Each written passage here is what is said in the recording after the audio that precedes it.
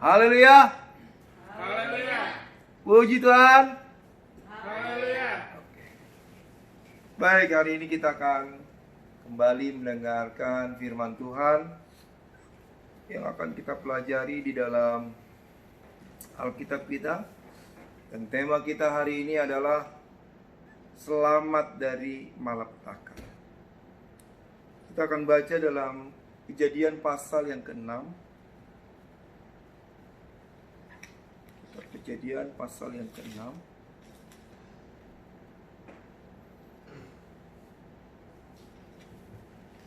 Ayat yang pertama sampai ayat yang ke-8. Kita akan baca bergantian. Saya akan baca ayat pertama.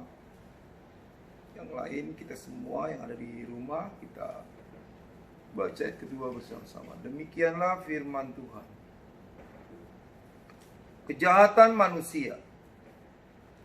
Ketika manusia itu mulai bertambah banyak jumlahnya di muka bumi, dan bagi mereka lahir anak-anak perempuan, maka anak-anak Allah melihat bahwa anak-anak perempuan manusia itu cantik-cantik.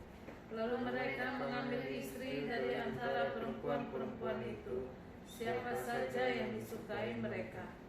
berfirmanlah Tuhan, Rohku tidak akan selama-lamanya tinggal di dalam manusia, karena manusia itu daging, karena manusia itu adalah daging, tetapi umurnya akan 120 tahun saja. Pada waktu itu orang-orang raksasa ada di bumi, dan juga pada waktu sesudahnya, ketika anak-anak Allah menghampiri anak-anak perempuan manusia, dan perempuan-perempuan itu melahirkan anak bagi mereka.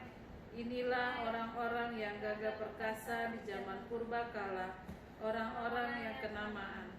Ketika dilihat Tuhan bahwa kejahatan manusia besar di bumi, dan bahwa segala kecenderungan hatinya selalu membuahkan kejahatan semata-mata, maka menyesallah Tuhan bahwa Ia telah menjadikan manusia di bumi, dan hal itu memilukan hatinya. Berfirmanlah Tuhan, Aku akan menghapuskan manusia yang telah kuciptakan itu dari muka bumi, baik manusia maupun hewan, dan binatang-binatang melata, dan burung-burung di udara, sebab aku menyesal bahwa aku telah menjadikan mereka. Tetapi mendapat kasih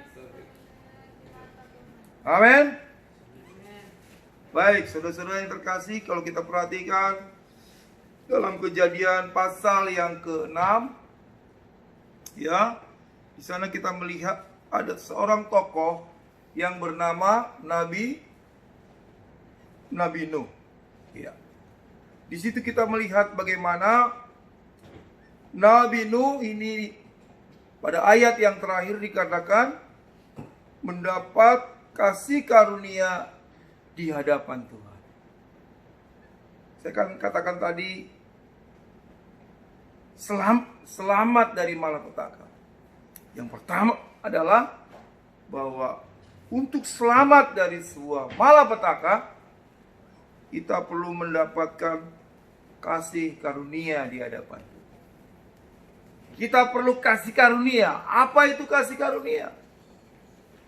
Kasih karunia adalah satu pemberian yang diberikan kepada Tuhan, kepada manusia, yang sesungguhnya kita tidak layak menerimanya, namun diberikan secara cuma-cuma kepada manusia.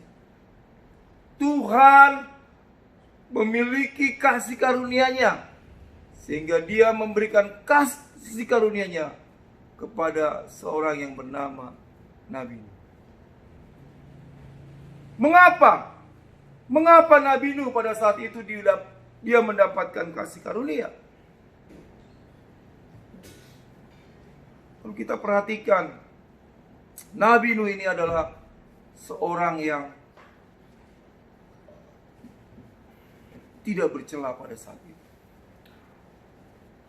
Kasih karunia ini menjadi penting bagi Nuh, Sebab tanpa kasih karunia, tanpa pemberian Tuhan, Nabi Nuh pun bukanlah siapa-siapa dan bukan apa-apa. Tetapi karena kasih karunia, Tuhan memberikan keselamatan kepada Nabi Nuh.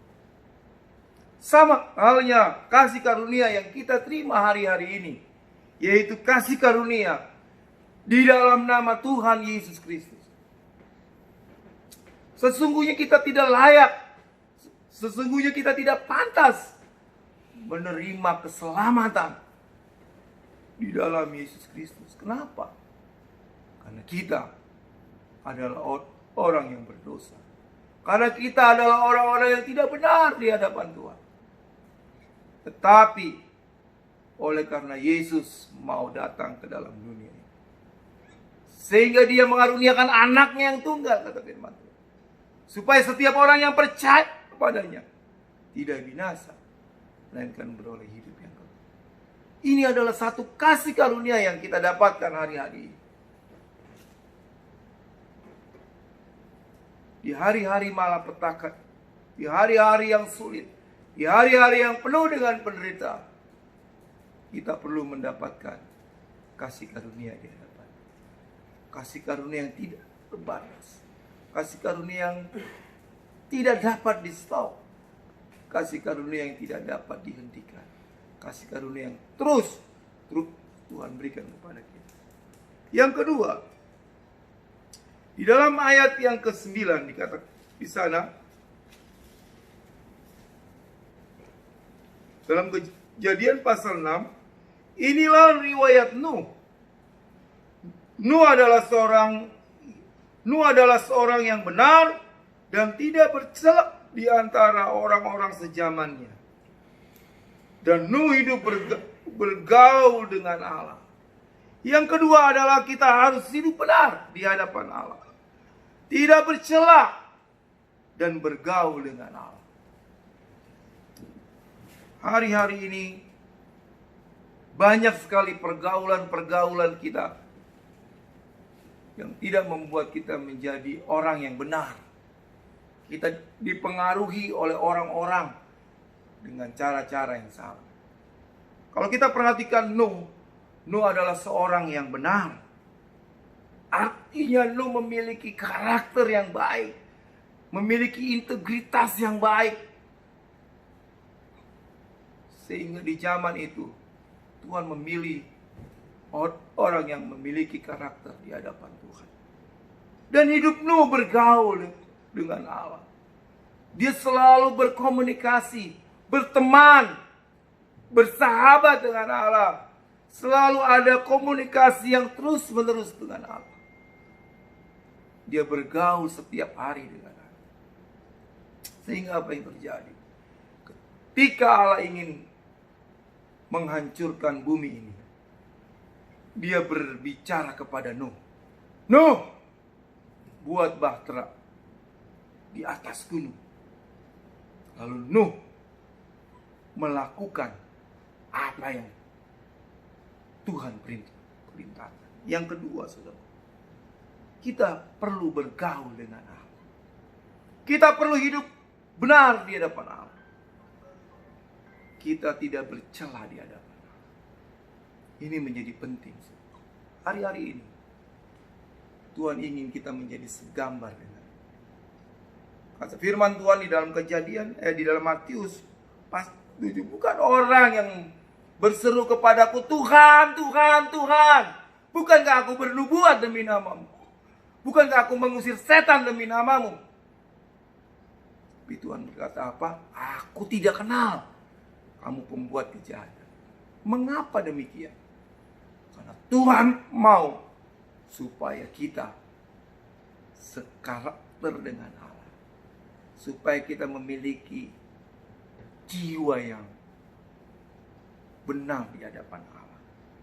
Hidup yang benar di hadapan Tuhan. Hidup yang tidak bercela dan selalu bergaul dengan Allah. Sehingga kita tahu apa isi hati. Yang ketiga,